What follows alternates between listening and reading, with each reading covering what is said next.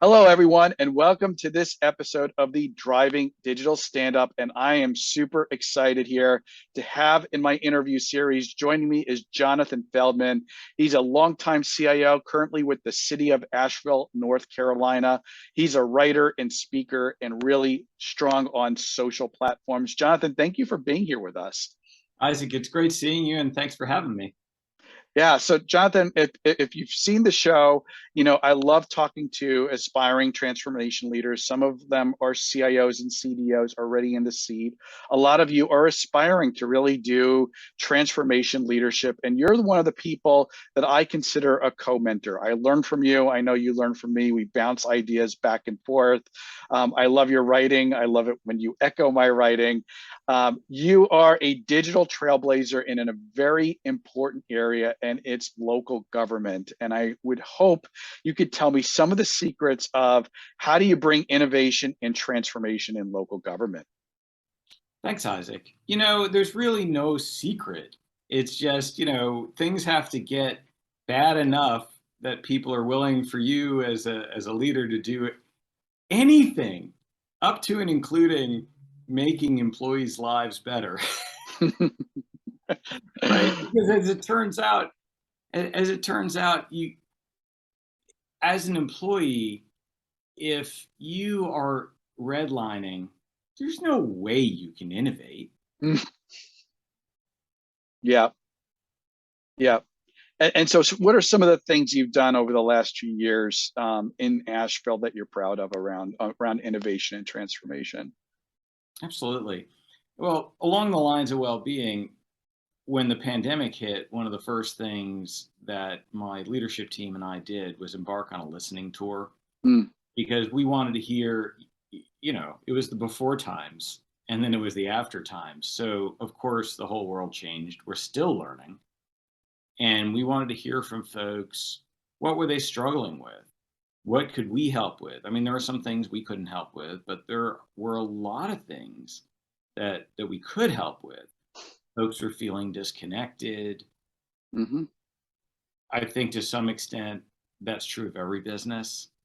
And we were able to take some significant and actionable steps to reduce that sense of disconnection, to make sure that folks were taking time off, making sure that folks really understood that leadership was not only okay with, but begged people to have a shutdown ritual and disconnect from work at the end of the day. Because we all remember this. We were all working 12 and 14 hours a day because we were home. And right. even when you close your laptop, you were on your little device and you were cranking through emails and getting stressed out and all that stuff. So it was really important for us to help with that. Briefly, one of the ways that we did that was to introduce a water cooler chat where it was okay to talk about non-work stuff, just like you do at a physical water cooler and other things. But was so happy to be able to do that. And as it turns out, when employees feel better, they do better. Yeah, Jonathan, I have a hard time picturing that in the city of Asheville. And if you've never been to Asheville, it's kind of a magical place. I mean, it really is. You've got a lot of local businesses situated in a couple of different pockets areas, a lot of great restaurants, some good art and music scene, as I recall being there as well. And then you have the Blue Mountains right there. You can go hiking, you can go biking, you can go camping out there. So I mean, between your citizens and your employees, so hard to go from that lifestyle of always being out and in front of people and doing things to shuttering down and locking down in your house and figuring how to have a conversation over Zoom and not losing your mind over this. And you know, um, reading some of your writing over the last couple of years, one of your articles, it's actually a recent article that stood out. You talked about burnout. Mm. And that's something I've covered quite a bit over the last couple of years, just because we tend to think of burnout as in the extremes, right? People are tremendously burned out or they're not happy. And what we've learned over the last couple of years is that there's a huge middle gray area around that, right? Everybody is experiencing some form of burnout at different times. There's a couple things I want to ask you about this article. Hopefully you can ad lib this. You talk, your advice to leaders is something that I always straddle with. You said, start with the right level of transparency. So I'm a transformation leader. I want to be transparent, but you argue there's a right level. What does that mean, right level? So should I be going and revealing Isaac's confidential medical condition to everybody? No, I should Or not be should I? doing it. Okay, so that's off this chart. Bad, right? Yeah, Should. bad, not good.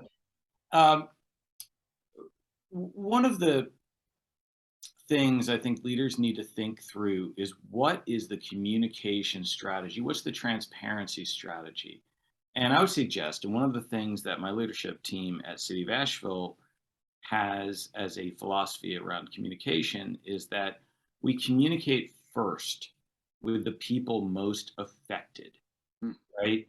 So let's say we're doing a reorganization, which we did towards the early part of the summer, late spring. Who do you talk to first? You talk to the people whose boss is changing, right? Mm-hmm. You don't just say, okay, we're going to make an announcement and people are going to find out, with the company-wide or organization or division-wide announcement that their boss is changing. Somebody wants dignity and respect in terms of that announcement that is going to affect them so profoundly. Yeah. So I think you need to just be very thoughtful and very mindful and approach it with kindness and care. And so that's what I mean. Jonathan, you got two really good pieces of advice there. What we consider off limits for transparency, and if you're trying to have meaningful one-on-one conversations with people, that crossing the line is not fixed in stone, right? You're going to hear different things from different people, and they're going to have different shades of privacy in terms of what you want to share or not share. So I think that's really good advice. And then looking at your communications from an empathy lens, who's most impacted by what you need to share with the organization.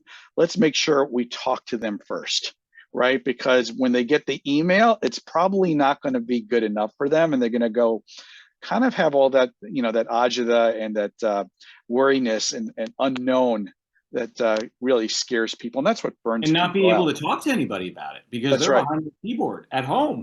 Yes. Yes. So let's shift gears. You had another really good statement in that article.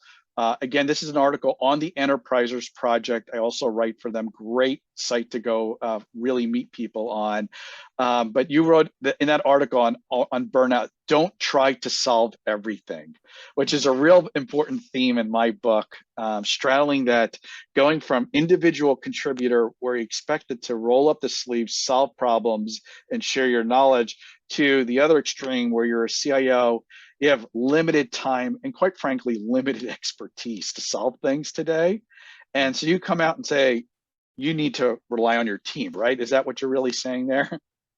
I'm also saying, and of course, rely on your team, but I'm also saying that if you laid out every meal that you were going to eat in the next month on a table, it would look pretty nauseating, frankly, right? And so I think you just need to remember that today's problems are for today.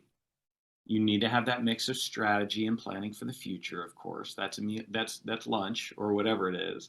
Yeah. But you just can't try to solve everything all at once. It will make you crazy. You can't do it. Yeah. So this is against that waterfall prescriptive mindset. I know exactly where I want to be Q2 2023. And here's what you need to deliver me, Jonathan, and do it on time and on budget. That's what you're. Also known as fantasy football. Exactly. Well, that would even fantasy football has its own luck to it, doesn't it? Jonathan, I said I was going to throw you a compliment and see if you could respond to it. So we've actually been in a room, I think, only twice for the CIO chat events. We met twice, and one was before COVID, so it feels like forever ago, and one was just recently a few months ago. You do an amazing job asking questions. And you have two things that you do really well on it that I thought you might comment on. You know how to get the room's attention, okay, which is really important. You're not just like throwing a kind of whimsical question and hoping the audience is going to respond to it or the panel will respond to it. So you have a presence to it, and then just the questions you ask so meaningful and so depthful that you require people to think. So I wanted to ask you about, because so much of running transformation today is about asking questions. And so what is your advice around how to really command and respect and be able to ask the right questions at the right time? Slow down. And I mean, slow down in your head, because I think, especially in technology, we are used to running really fast. Fast is good. Fast can be really good. Fast is not so good when you're using a sharp knife, and bad things can happen, right? So I think we need to learn how to slow down mentally as well as in other things. And when you slow down mentally and you have some reflection, and you don't feel like you have to hear yourself talk, you get think time, and you're able, I think, to ask better questions. The other thing is to just build your resiliency, because it's fine for someone to say you need to be more courageous, but what does courage come from, right? Yeah. Courage allows you to ask much better questions, but you can't be courageous. You just can't tell somebody, be more courageous. You can be more courageous when you have more resiliency, when you have more financial resiliency, social resiliency, spiritual resiliency. And I may have covered those things in that article in Enterprisers. That resiliency is so important to being able to take the steps you need to take as a leader, which might include sometimes being able to raise your hand and say, "Isn't this unethical?" Right? And so you have to be able to say these things. And so building that resiliency in your life is so important. Thanks, Jonathan. I mean, that's great, and it's really good advice. You live in the South, we slow down when we go to the South. But yes, I'm you're from right. New York, so I had Yeah, to but learn to slow down. yeah, but I was about to say it's a skill. It's a It's skill. something you really have to train yourself for, and you see when you understand that, and you see people talking faster than they can think, and you're like, what are they talking about?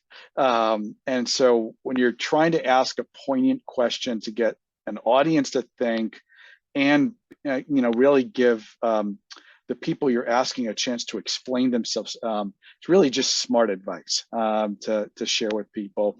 And that's really my last question for you. I mean, you almost answered it right here, but I'm going to give you the last word. I'm really passionate about helping digital trailblazers.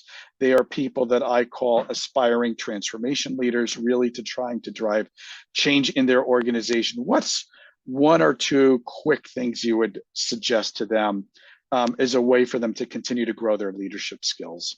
First of all, thank you for the kind words. And second of all, I think focus on making an impact, number one. Because and number two, this is separate than making an impact. Focus on being helpful. I love that. Impact and helpful. If you're doing that on a day-to-day basis, thinking about what you need to do short term versus medium term, slowing down and asking some really good questions, and then being smart about how you're communicating, and empathetic about what you're communicating. Some really good advice, Jonathan. Really, thank you for being here on the program today. Again, it's Jonathan Feldman. He's the CIO at the City of Asheville, writer and speaker. Where can people find you? Probably the best place to find me online is at _J Feldman, F as in Frank, ELDMAN, on Twitter. There you go. And I find Jonathan all the time leaving really incredible words of wisdom there. Again, Jonathan, thank you for joining us today. And for everybody watching, thank you for joining the Driving Digital Stand Up, and stay tuned for our future episodes coming soon.